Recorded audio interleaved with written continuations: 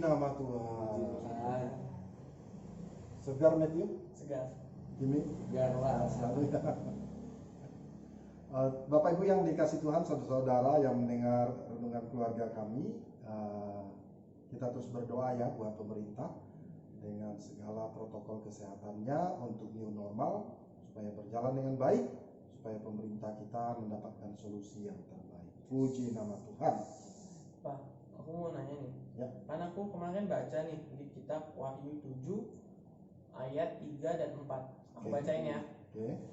Katanya, janganlah merusakkan bumi atau laut atau pohon-pohon sebelum kami memeteraikan hamba-hamba Allah kami pada dahi mereka. Dan aku mendengar jumlah mereka dimateraikan itu 144.000 yang telah dimateraikan dari semua suku keturunan Israel. Nah, 144.000 orang itu siapa? Memet, aku bisa jawab. Wah, luar biasa. Mantap. Mantap. Nih, aku pernah dapat selebaran Ah, bahwa 144.000 orang itu adalah orang saksi-saksi Yehova. Bukan. Kok bukan? Kamu selebarannya dari mana tuh asalnya, nggak jelas pasti. Kamu baca nih baik-baik. Di sini udah jelas-jelas tuh keturunan Israel. Oke, Gimana sih kalian? oke. Ya, ini diskusi yang menarik mengenai 144.000 orang yang dipelihara Tuhan di waktu masa tribulasi, masa kesusahan besar yang luar biasa.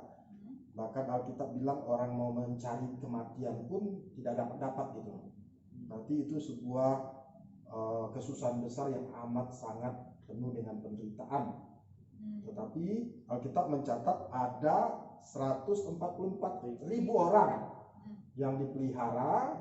Dikatakan oleh firman Tuhan hari ini diberikan tanda di dahi mereka. Tapi nanti juga ada ayat di dalam Wahyu pasal 12 nanti kita baca, Tuhan memelihara mereka di sebuah tempat selama 3,5 tahun ya. Itu pemeliharaan Tuhan di masa-masa kesusahan besar. Siapa 144.000 orang ini? Jadi Mama sudah bilang Alkitab ayat firman Tuhan dengan jelas memberikan jawabannya. Dikatakan bahwa 144.000 yang telah dimateraikan dari suku keturunan Israel. Sebuah pernyataan yang sudah clear, sudah jelas. Sebenarnya tidak perlu ditafsirkan pun, ayat ini sudah jelas bahwa mereka bukan saksi Yehova. Ya. Tapi memang mungkin ada pandangan dari saksi Yehova. Kenapa mereka mengklaim 144.000 itu? Ya di website mereka menuliskan bahwa pengikut mereka seluruh dunia sekarang 6 jutaan. Ya, 6 juta lebih di seluruh dunia di dalam website mereka. Dan kalau dibilang bahwa 144.000 orang ini adalah orang saksi Yehova, berarti udah kelebihan dong. Tapi mereka ada jawabannya. Jawabannya adalah 144.000 orang ini adalah orang yang memerintah di surga bersama dengan Tuhan. Nah, Maksudnya orang mereka. seorang saksi Yehova. Iya. Orang saksi Yehova, tadi kan dibilang penganutnya 6 juta lebih seluruh dunia. Ini 144.000 orang. Gak cocok dong. Lalu mereka menyatakan bahwa 144.000 orang itu adalah mereka kayak tim elitnya yang memerintah di sorga bersama dengan Tuhan. Tetapi dikatakan oleh firman Tuhan, coba lanjutkan Mama. Kalau memang mereka di sorga memerintah ya. Wahyu 7 ayat 9, 10 dan 13 sampai 14. Wahyu 7 ayat 9 10. Kemudian daripada itu aku melihat sesungguhnya suatu kumpulan besar orang banyak yang tidak dapat terhitung banyaknya dari segala bangsa dan suku dan kaum dan bahasa berdiri di hadapan tahta dan di hadapan anak domba, memakai jubah putih dan memegang daun-daun palem di tangan mereka. Sebentar dulu, stop. Berapa jumlahnya? terhitung. Tidak terhitung, bukan 144.000 orang. Ya. Jadi kita mesti menganulir kalau ada orang menyatakan 144.000 orang ini adalah kelompok saksi Yehova, karena ayat Alkitab tidak menyatakan demikian. Tetapi juga ada pandangan orang Kristen yang lain yang memberikan metode penafsiran simbolik terhadap kitab Wahyu. Dan mereka berkata bahwa 144.000 orang ini bicara mengenai gereja Tuhan. Baik itu orang Yahudi maupun bukan orang Yahudi. Jadi itu sebagai simbolik mengenai kesempurnaan, kata mereka. Tetapi Papa lebih setuju kalau ayat firman Tuhan itu sangat jelas tertulis, maka jangan kita menafsirkan secara simbolik. Ya. Tapi kalau ayat firman Tuhan itu menyatakan tentang simbolik, maka kita harus menafsirkannya secara simbolik juga. Contohnya, yuk, Mama, siapa yang belum baca? Timi, Wahyu 12. Ya, Wahyu 12 ayat 1 sampai dengan 6. 1. Perempuan dan naga. Maka tampaklah suatu tanda besar di langit. Seorang perempuan berselubungkan matahari dengan bulan di bawah kakinya, dan sebuah mahkota dari 12 bintang di atas kepalanya.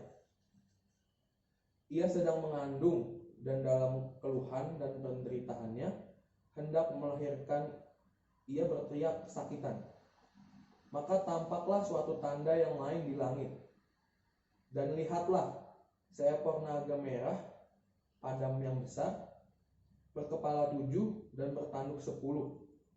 Dan di atas kepalanya ada 7 mahkota.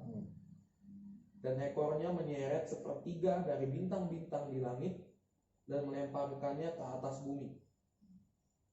Dan naga itu berdiri di hadapan perempuan yang hendak melahirkan itu untuk menelan anaknya. Segera sesudah perempuan itu melahirkannya, maka ia melahirkan seorang anak laki-laki yang akan mengembalakan semua bangsa dengan gada besi. Tiba-tiba anaknya itu dirampas dan dibawa lari kepada Allah dan ke tahtanya. Perempuan itu lari ke padang gurun, di mana telah disediakan suatu tempat baginya oleh Allah, supaya ia dipelihara di situ 1260 hari lamanya. Ya, perempuan ini menggambarkan siapa? Kalau dia ada 12 bintang, ya, menggambarkan Israel. Lalu dia melahirkan seorang anak laki-laki, ya, dia melahirkan siapa? Yesus. Lalu Yesus diangkat dan duduk di tahta Allah. Jadi ini bicara tentang Israel.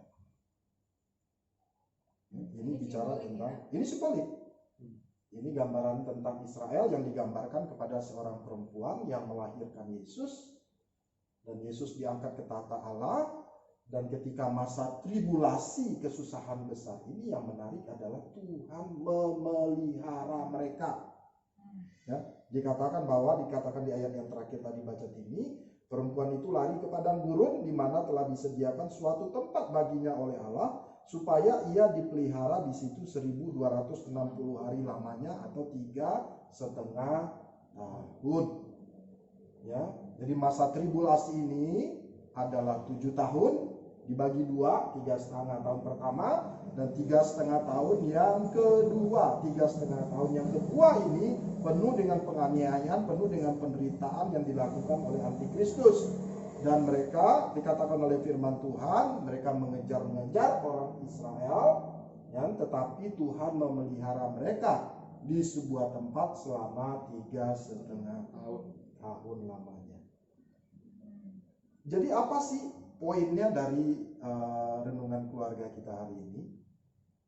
Poinnya adalah di masa-masa krisis, di masa-masa kesusahan, di masa-masa resesi, Tuhan itu selalu memelihara umatnya. Yes, amin. Ya. Tuhan selalu memelihara umatnya dengan tujuan apa? Dengan tujuan supaya umatnya bisa menjadi saksi bagi dunia. Supaya umatnya bisa memberitakan nama Yesus. Supaya orang-orang bisa percaya kepada Tuhan Yesus. Dan the last missionaries, misionari yang terakhir nanti di akhir zaman sebelum kedatangan Kristus yang kedua kali adalah 144.000 dari orang Israel yang bertemu dengan Yesus, percaya kepada Yesus, menyerahkan hidupnya kepada Yesus, dan akhirnya mereka memberitakan Injil, memberitakan nama Yesus di tengah-tengah tribulasi, di masa-masa kesusahan. Mereka memberitakan nama Yesus sehingga akhirnya banyak orang yang percaya kepada Tuhan Yesus. Coba baca satu ayat lagi, buktinya. Mama ya yang belum ya. Coba kita kembali lagi ke Wahyu pasal 7 ayatnya yang ke-13 sampai 14, Mama. Wahyu pasal 7 ayat 13. Dan seorang dari antara tua-tua itu berkata kepadaku, siapakah mereka yang memakai jubah putih itu, dan dari manakah mereka datang? Maka kataku kepadanya, Tuanku, Tuhan mengetahuinya. Lalu ia berkata kepadaku, mereka ini adalah orang-orang yang keluar dari kesusahan yang besar, dan mereka telah mencuci jubah mereka dan membuatnya putih di dalam darah anak domba. Settingan pembicaraan ini ada di mana? Di surga. Ya, kenapa? Karena konteksnya udah jelas dikatakan di Wahyu 7 ayat 9 tadi yang dibaca oleh Matthew tadi ya. Bagaimana dikatakan, kemudian daripada itu aku melihat sesungguhnya suatu kumpulan besar orang banyak yang tidak dapat terhitung banyaknya dari segala bangsa dan suku dan kaum dan bahasa, berdiri di hadapan tahta dan di hadapan anak domba, memakai jubah putih dan memegang daun-daun palem di tangan mereka. Ketika mereka memuji Tuhan, ketika mereka bersukacita luar biasa di sorga, tiba-tiba ada seorang tua-tua melihat sekelompok orang baru yang bergabung ke sorga. Benar kan? Ya. Sekelompok orang baru yang bergabung ke sorga, dan firman Tuhan mengatakan bahwa mereka itu adalah orang-orang yang keluar dari apa? Kesusahan yang besar, dan mereka telah mencuci jubah mereka dan membuatnya putih di dalam darah anak domba. Mereka siapa? Mereka adalah orang-orang yang percaya kepada Tuhan Yesus. Ketika kelompok misionaris ini, yaitu orang Israel yang terima Yesus, memberitakan tentang Yesus, ada orang-orang yang menerima Tuhan Yesus, dan ketika mereka meninggal, mereka diangkat ke sorga. Dan ketika orang-orang yang sudah diangkat ke sorga sebelumnya melihat ada sekelompok orang yang baru, maka firman Tuhan berkata dalam mereka adalah orang-orang yang telah keluar dari kesusahan yang besar. Jadi apa poinnya? Sekali lagi dari kebenaran ini, Allah itu adalah Allah yang memelihara umatnya di tengah krisis, di tengah kesusahan, dengan tujuan supaya mereka memberitakan nama Tuhan Yesus. Bagi Bapak Ibu yang hari-hari ini seperti Australia sudah menyatakan resesi, kita tidak tahu lagi negara yang mana oleh karena COVID-19, pandemi corona ini yang melanda seluruh dunia, dan mulai terjadi resesi, mulai terjadi krisis.